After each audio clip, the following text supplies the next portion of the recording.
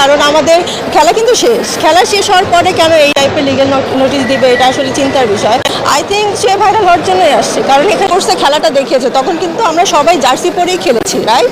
But আমরা যখন প্র্যাকটিসে যাবো, ইটস মাই চয়েস আমি কোন টাইপের ড্রেস পরে যাবো। এটা তো ভাই আপনার আমার ব্যাপার না, এটা হচ্ছে আমাদের ব্যাপার যে আমরা কোন ধরনের ড্রেস পরে যাবো। আর শুধু যে আমি ভাইরাল হয়েছি তা কিন্তু না, সবাই কিন্তু হয়েছে।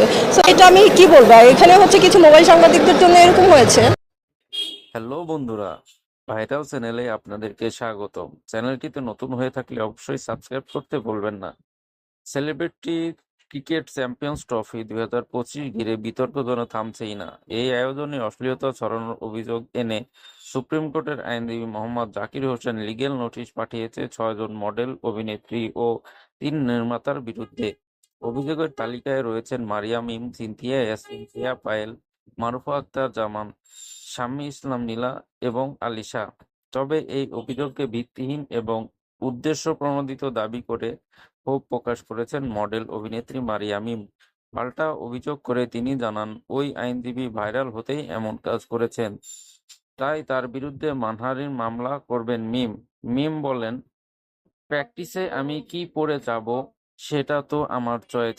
যখন মাঠে যাচ্ছি তখন কিন্তু যাচ্ছি পরেই যাচ্ছি, কিন্তু পার্সোনালি কোথায় কোথায় কি পরে যাব সেটা আমাদের পছন্দ।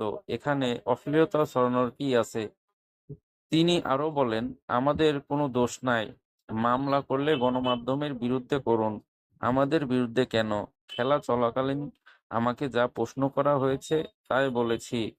আইনজীবী জাকির হোসেনের বিরুদ্ধে ক্ষোভ জানিয়ে মিম বলেন, সেই আইনজীবী যা করেছে এতে আমার মানহানি হয়েছে, তাই তার বিরুদ্ধে মানহানির মামলা দিব। বিশেষ করে তার কর্মকাণ্ডের পর পুরনো ভিডিও ক্লিপসগুলো নতুন করে ভাইরাল হয়েছে, এতে আমার মানহানি হয়েছে।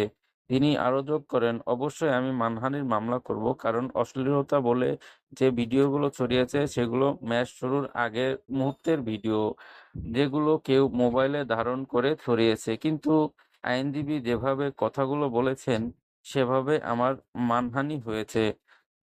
সবশেষে মিম দাবি করেন, সে ভাইরাল হওয়ার জন্যই আসছে, কারণ খেলা শেষে সে এই বিষয়গুলো সামনে নিয়ে আসছে।